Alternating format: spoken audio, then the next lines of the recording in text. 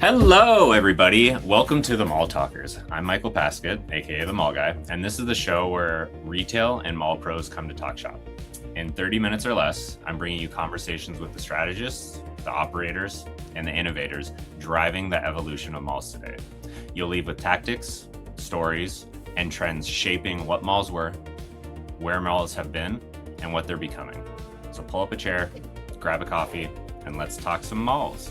So today, I have a very special guest, Kevin Tan, to talk about retail then and now.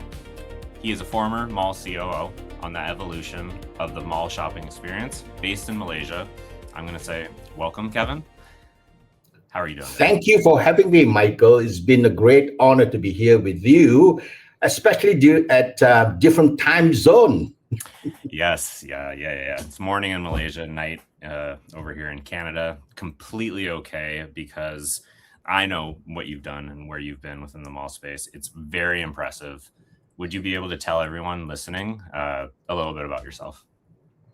Okay, my name is Kevin Tan. I have been in the mall industry for the past 39 years and still counting.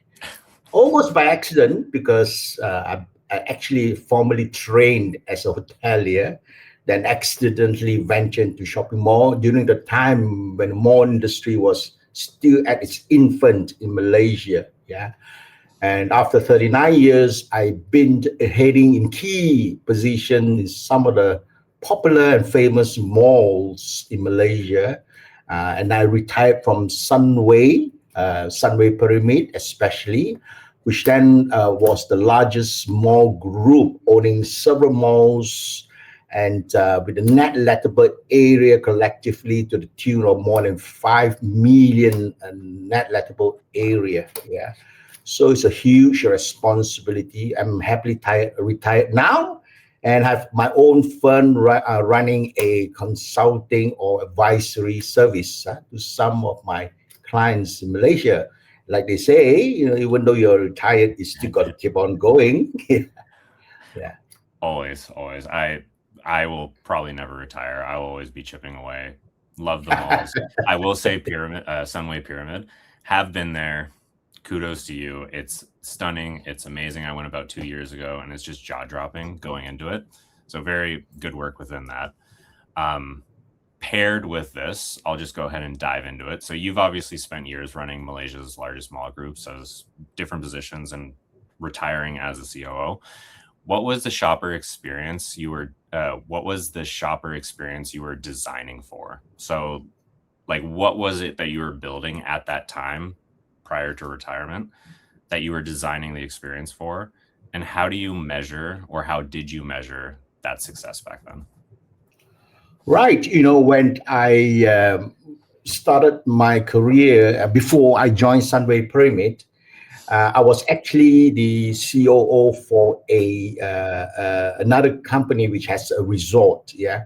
And then my old boss enticed me to join him with the prospect of expanding Sunway Pyramid, which is something I have not done before. So I thought, okay, let's do it. I make a lateral move and then join them with the intention of expanding the mall and acquiring new skills and experience. Yeah. At that time, the shopping center scene in Malaysia, it's still at its infant, but it's evolving. And then we realized that Sunway Pyramid, being one of the key components of an international class destination resort, like comprising, of course, water theme park, hotels, hospital, together with university offices, residential. So it's a integrated development, not quite few of seesaw development there. Yeah. So there was a lot of international tourists as well as local tourists there. So the demand expectation starts to evolve differently from a standalone mall. So we realized that people there are looking for experiences because people go to the water theme park for experiences, And then from there, we started to recognize that the combination of some of anchor tenants, like, in a mall, there's a world-class ice skating ring. We also have an international class bowling center, the 48 lanes. And then we also have one of the national largest cinema with 11 screen. Yeah. So I told myself, wow, what can we do and leverage on it to make it a lifestyle destination, and it hosts more than 700 shops. So I started to embark the journey to meet to the new expectation of the shoppers who now requires more experience. Yeah. One of the strategic things I did was to reposition the mall. Our tagline used to be called your unique shopping destination. That's very shopping specific. Yep. So we transform it and change it to your unique lifestyle destination. So instead of shopping per se, it becomes a destination hub. Yeah. Another strategic things I knew was that we got to up the level of customer service. Being at customer service level is given. Everybody's doing that. Yeah. So I upped the level to transform it to more customer care. Interesting. Customer care, adding more depth and value into it. So opportunity came for me to do that when our national airlines, Malaysia Airlines, retrenched and got rid of about 6,000 experienced air hostesses and air stewardesses. So I seized the opportunity and recruit 10 of them. Right? Of course, why not? I said, look, why wouldn't you? Yeah, and people ask me why. I said, look, these people are already well trained to evacuate people out of the airplane within minutes, and they are well trained in customer service. We see them, they serve us, we know what they can do. So because customers' information counter then has always been a problematic area. Huge turnover, staff are not very well trained, there's motivation level is low because it's deemed to be a very low paying job. Yeah. So when I got these people in, well trained, paid them a little bit, so one person can now do two persons' job. The delivery is much better because they are well trained by good company who are into customer service and care, and that transformation makes us to appeal to different group of people, and then they start coming in. Yeah. So now the success was seen in some of the financial record. The transformation helped us to achieve higher footfall traffic for the year. So at every year, usually picked towards the end of the year, we have a counter and measure for that, and we see the traffic keep on increasing every year. We use the people counting system to measure it. Then, of course, when we do the commercial rate, the leasing and the tenancy, the reversion rate was higher.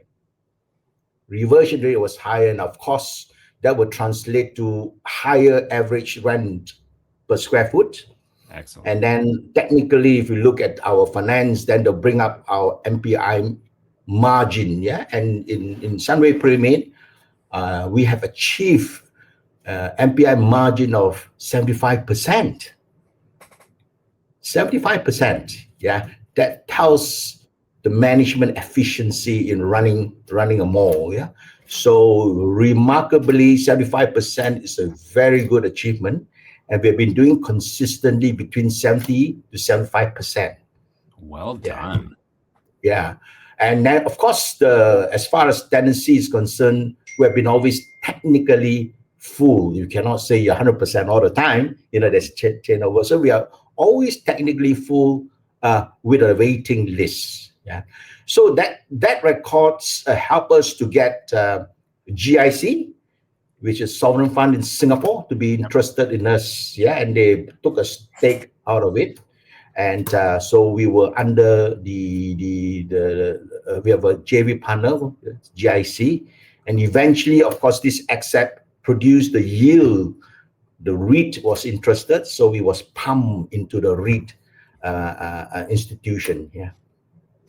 That's wild. And it's Yeah. super interesting because what you were doing back then, the experience, the customer care, is currently what I'm having in conversations with mall groups throughout the world of what Yeah. they are trying to achieve today. Yeah. Shoppers, in my view, are they're craving the experiences, the value for their time and the value for the money they're potentially looking to spend is going up, and they're looking for these experiences to do so. Yeah. Well, the transformation started more than a decade ago. You can see it coming because of sophistication of our visitors here. Malaysian generally are well traveled, and of course, during their traveling, they see the things they like, they bring back home, and their expectation increase, and then they demand it in our own mall. Yeah.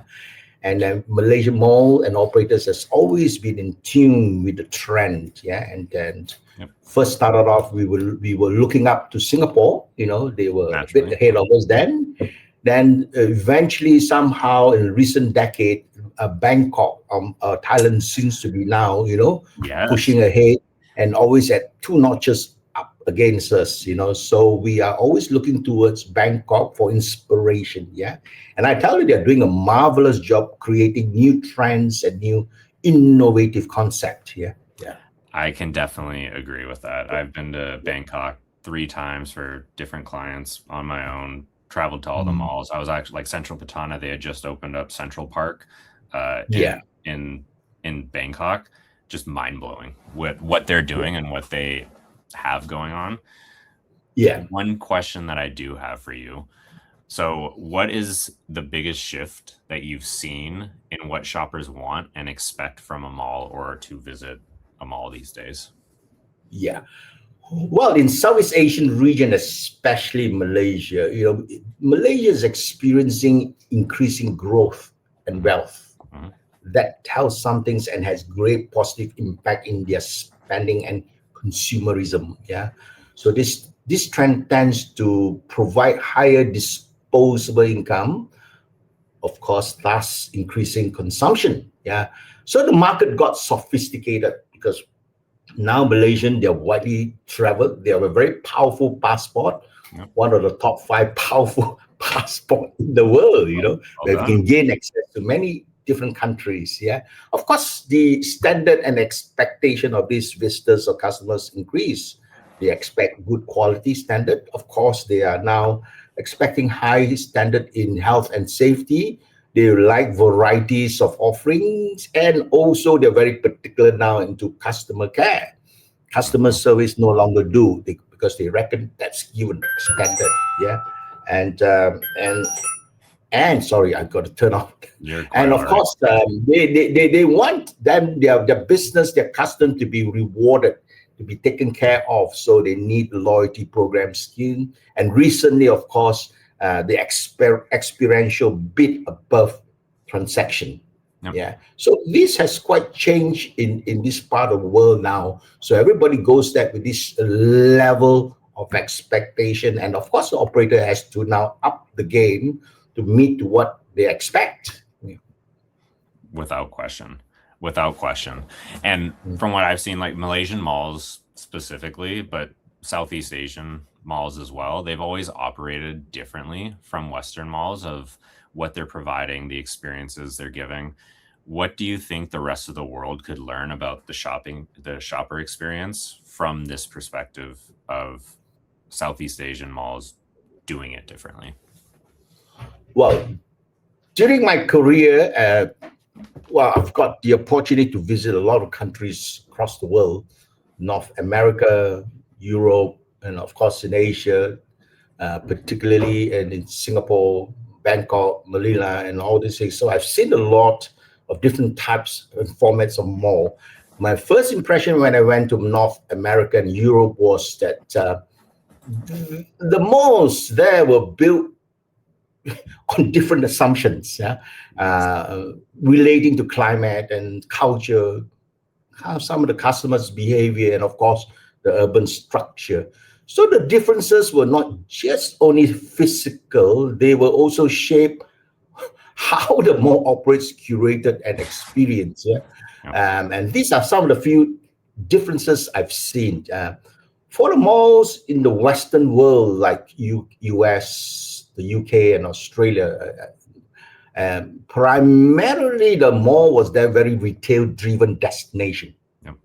Just more like a retail-driven destination, and most of them are then located in suburban areas, Yep. and then serving very car-dependent communities. They drive all the way far away to shop. Yeah, still seen today. Yeah, and they function only as a weekend destinations rather than a day use space. They come in on the weekend and they shop. That's 1 week shopping done. Yeah, so not a day use space. Yeah, and they have strong reliance on anchor department store. You see the likes of Shears and Macy's during their heydays. Yeah, so more than were essentially more like an extension of a retail distribution network, but not as a community. Yeah. But in the mall in the Southeast Asia in particular, whether in Malaysia, Singapore, or in Thailand, it's actually designed more for daily lifestyle hub, very daily use. Yeah. And they're often located in more of urban centers, in dense township. Yeah. And malls here serve more like a social recreation in a climate controlled public living space. Yeah, and it replaces the lack of public square, parks, and community services. So it's now found in the mall. Yeah, and then the mall act more like a third space, and also what we call here more living spaces where it blends retail, leisure, and civic community lifestyle in it. So it hosts that thing, and then the visitors here tend to have longer dwelling time. They stay longer in the mall. Yeah. So somehow they like it, maybe because of the control environment. Yeah. And if you look at their operating models and their tendency strategy, the Western model tend to rely heavily on the anchor tenants to draw the footfall. Yeah. I know they've gone through this retail apocalypse. Many department stores are closed. Whether they're still going along this trend, I'm not very clear here. But the smaller specialty store rely on anchor traffic. Okay, and then the leasing structure tend to surround to more long-term stability. Very limited F&B, maybe only restricted. I see mostly the food court. I was very impressed with the food court, and the design was beautiful. Yeah, and of course, emphasis on a lot of fast food.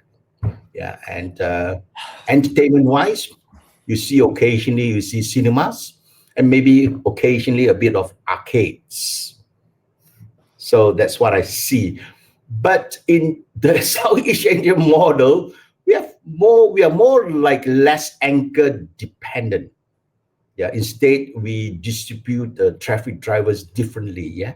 We are the early movers of integration of F&Bs. We bring in more cafes and restaurants. We zone it out in precincts and zone. We have strong emphasis in entertainment, karaoke, arcades, cinemas, and then we brought in services like banks, clinics, tuition, enrichment center, self-learning centers. And we tend to come up with more flexible leasing arrangement, more active tenant remixing, and then strong focus on footfall circulation across the floor. Yeah, because typically in the Western model, there are two floor level. Here is typically four floor level or more. Yeah.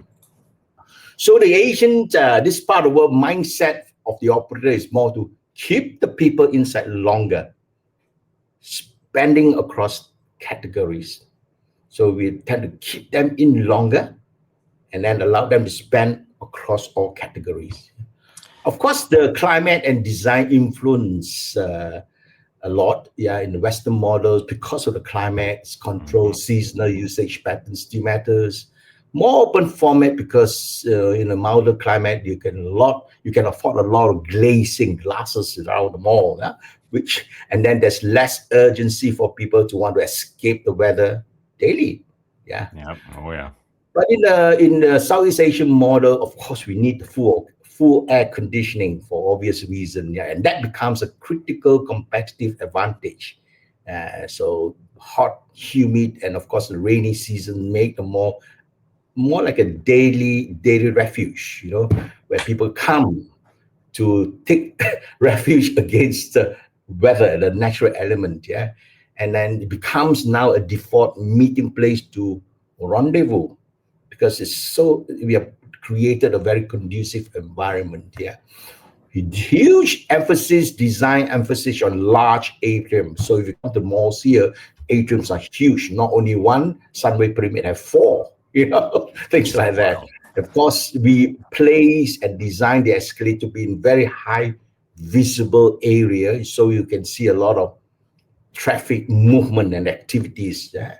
And then, of course, there is this concept and design of continuous circulation loop, unlike the strip mall in the North America. Yeah, the Sunway Pyramid is actually a 360 degrees loop. Yeah, I've done that loop. Yeah. So the climate wasn't just a design; it was actually a business driver. Yeah. So you look at consumer behavior of the Western shoppers. They plan their shopping trip, often weekly, purposely drive to visit buy specific items. They dwell shorter time outside weekends. Of course, then there was the early sign of this moving and shifting towards the big box retail concept. And then now, of course, the e-commerce now, yeah, which is much more entrenched. But the consumer in Southeast Asia is different. They go for high frequency visit daily, they go to the mall daily to get their daily stuff. And then they utilize the mall more like a daily shopping, food, grocery shopping. Being a young nation with a lot of young generation, dating spots. Of course, family outing venues. It's an air-conditioned hangout for people. There's a strong culture here in this part of the world of window shopping. Yeah, they tend to dwell a lot of time. In Malaysia, we call it lepak around. And then there's dining out. It's a culture here. So people tend to dine out lots more. And then the longer dwelling time, of course, even without purchase intent, they just go there to chill, So that's translate to how the revenue and commercial strategy as well. The Western model more related and relied on base rent, particularly anchor tenants, yeah. And then there's more stable tenant mix, it's there for good a long time. There's no or low emphasis then on turnover rent, revenue sharing mechanism. And then as far as programming is concerned or event, I often notice that, especially the North American format, the only big activity they ever will have in any mall will be Christmas time. Santa Claus, yep. Yeah, and then whatever event space they have will be rented out to real estate agents selling properties. Yep. See it all yeah, but here in Malaysia and then this part of the world is different. Yeah, we have our rent revenue mechanism is different. We have turnover rent component. We have short-term leasing, and then frequently we have promotions, more promotion event, seasonal campaigns, cultural activities, festivities, national events as well. So the mall here behave more like an active business partner and not a passive landlord. So we're actively engaging the tenants as a business partner, and the old style and discipline of being just a landlord is gone, no more. So it becomes an active business partner. So the management philosophy is different as well. I noticed the Western side, they tend to look at the shopping mall like a asset management skewed towards more real estate focus. Yeah. And their success is measured by occupancy rate, rent yield, and perhaps, but less day-to-day intervention in tenants' performance, like I just mentioned earlier. And but in Southeast Asia here is different. Management is really hands-on in retail curation, We measure success by footfall, sales productivity per square foot, higher reversion rate, and of course higher average rent per square foot. We're doing per square foot instead of square meter. Yep. And then of course we look at the high, what I call the net property income margin, the higher occupancy, longer dwelling time. Then the operators the more operators actively curate tenant mix, organize events, and simply being a good business partner with the tenants. So the management philosophy is a little bit different. So the bottom line is, of course, if we look back maybe 3 decades ago, the core difference is that the US and the Western mall tend to be very retail infrastructure, tend to be a very transactional. But in Southeast Asia mall, it's more into now lifestyle ecosystem, more experiential. So that's the different shift. I'm sure now Western malls are trying to make that shift from some of the articles I've been reading. Yeah. So they say, well, with this divergent experience, so will Western mall Lagos struggle in the e-commerce disruption? While the Southeast Asian mall tend to remain resilient because they were evolving into integrated lifestyle destination, like what Sunway Pyramid has done and transformed too, So the malls here did not really struggle with the e-commerce disruption. People, when we create experience, people still come, despite the e-commerce disruption. So basically, that's the core of the differences I see today. Yeah. Couldn't have said it better myself. I would say, and you had mentioned, like everything that you talked through, the Western world is trying to replicate or starting to have conversations, starting to do things differently. And they're shifting, or at least I tell them to shift away from transactional and use the shopper as your compass. If you use that for your strategy, the transactions will naturally come. If you can get them in, hang out, dwell, quite literally, naturally they're going to spend money, take pictures, invite their friends, go on dates, do any of those kind of things. Yeah. So just being aware of time, I'm going to have one last question. Within here, so looking at malls today, their technology, their anchors, their data, what do you think operators are still getting wrong about the shopper experience? And where should they look to improve their strategy? Well, it's a prerequisite for professionally well-managed mall to embrace technology. Yeah. And of course, equipped with data to make better decisions, apps, loyalty programs, it's given. Yeah. But the big challenge is that with data in hand, how are you going to read it and turn it into meaningful information that makes sense to the management team? Yeah. Many of them are swamped and are clueless with this technical information and not able to decipher them and unable to extract value out from them. Yeah. So therefore, it's quite imperative for them to actually seek the help of experts to decode what is this data about collected and strategies to draw up maybe appropriate plans and strategy to gain maybe higher value add and profit, higher profit yield, and also to make better decisions, So now with the on-guard of AI, I believe that there should be now serious attempt to, I call it AI-nization them. That means use AI to interpret and read, what this data is all about. Yeah. And then allow the management team to now make very good decisions, prepare plan and strategy to cater for the needs of the visitors and of course increase the profit bottom line. Yeah. Otherwise, there's lots of data dumped outside because you're overwhelmed, so you don't do anything about it. So it's a waste of investment. Yeah. And I look at it for the anchors. What the market respond to anchors in the mall in Malaysia? Are these anchors still relevant? These are questions often asked. Do the shoppers still find them relevant? What is the view of the industry across the world? So this question goes right to the heart of most malls, which are now evolving, not just in Malaysia, but I suppose globally. My short answer is very quickly, yes. In many ways, the malls are still relevant, but not in their traditional form. Not in their traditional form. Shoppers still respond to anchors, but they have changed what they consider as anchor. Their view has changed and what they consider as an anchor.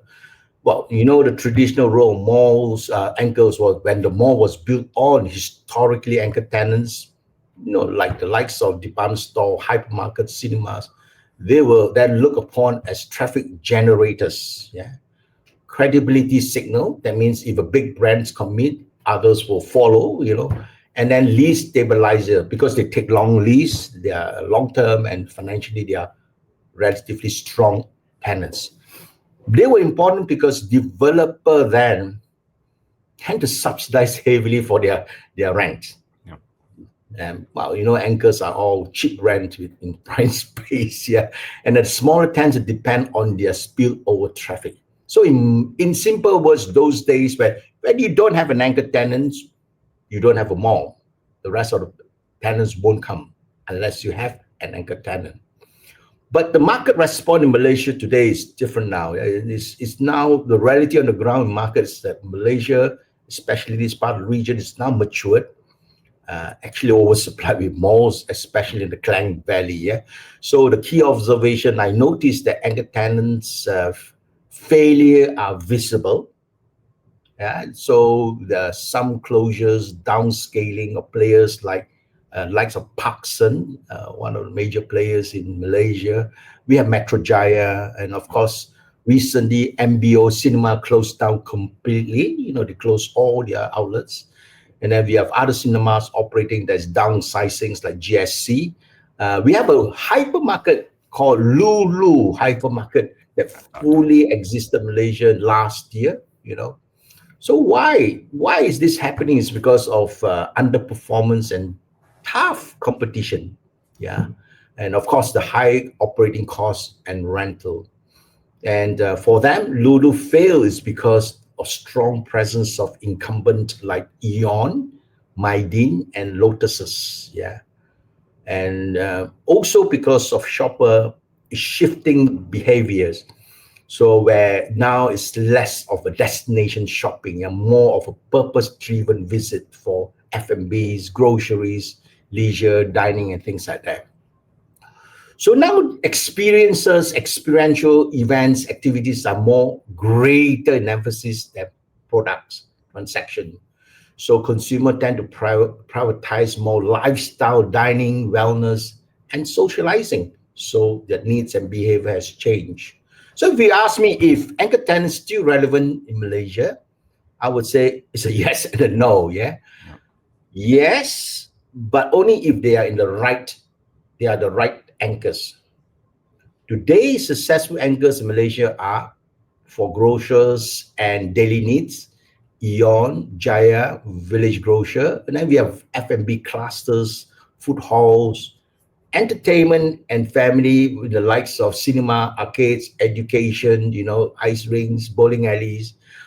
Strong emphasis in fitness, wellness, gym, clinic, medical, Pilates, and the likes of that. And of course, all these create repeat visits and not just occasional trips. Yeah, so that's important.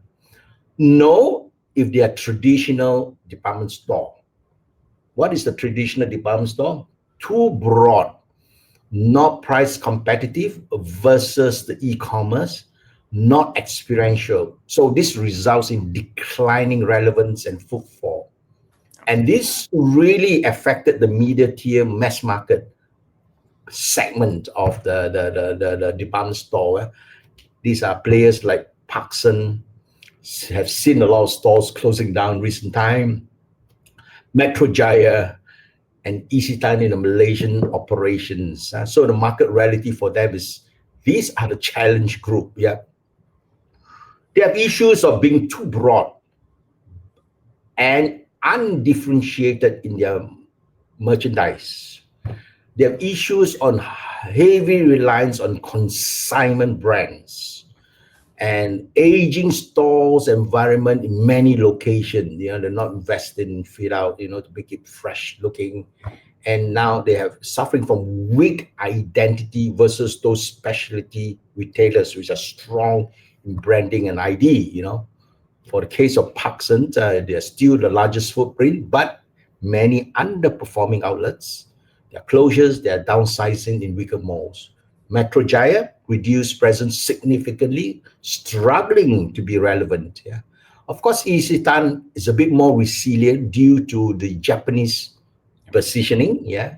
The food hall is great. That's their strength. And then but they're still not a traffic anchor on its own. Yeah.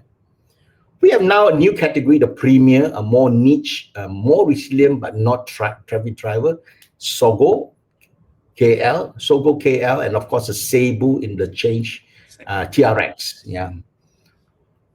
Sogo tend to perform strongly because it's more location driven, to that area of Bukit Bintang and Jalan Tunku Abdul Rahman. It works because of value proposition, and then tourists, local mass market traffic, and this type of format is not easily duplicated in suburban malls. Cebu, being a new department store operator in TRX, this is the new generation department store, more curated, premium, lifestyle-led, integrated with F&B and experience retail. But closer to this model is still not the primary reason why people want to visit that mall, TRX. It complements but not anchors. Yeah. So the industry reality of Malaysian context is declining for department store, Paxson mostly, Metro Jaya, older format Isitan. Surviving are those Sogo, because they're location specific. Evolving and future facing will be Cebu, TRX, and Eon because they're going to now hybrid grocery concept. So you ask me, the bottom line is the name you're thinking of, Paxson, Metro Jaya, Odo Isitan, are exactly the one losing relevance. The survivors are either niche, hybrid, or reinvented. The future is not department store-led anchoring, and there are many malls are experimenting to be department store-less, bringing mini anchors together to form what they call an anchor. That's my view. I could listen to you all night. I think this is fascinating. Being aware of time, I am going to wrap things up. I would say I've followed you on LinkedIn for years at this point, avidly looked at it. Anyone listening, go ahead. We'll share the link to his LinkedIn afterwards. Very smart, fascinating background, fascinating knowledge within the mall space. Thank you. I look up to you and everything that you do and post and all that kind of stuff. I will say, if there's any last remarks to leave off of, feel free. Thank you very much for having me. I am honored to be here sharing my experience and my years of knowledge. And I think it's very important today, practitioner operators, to look at mall not as an asset, more like a living organism. Because if you look that way, you will have an advantage over your competitor. If you focus it as an asset, then you're no different from the others. So your mentality, your view towards the mall has to change and shift.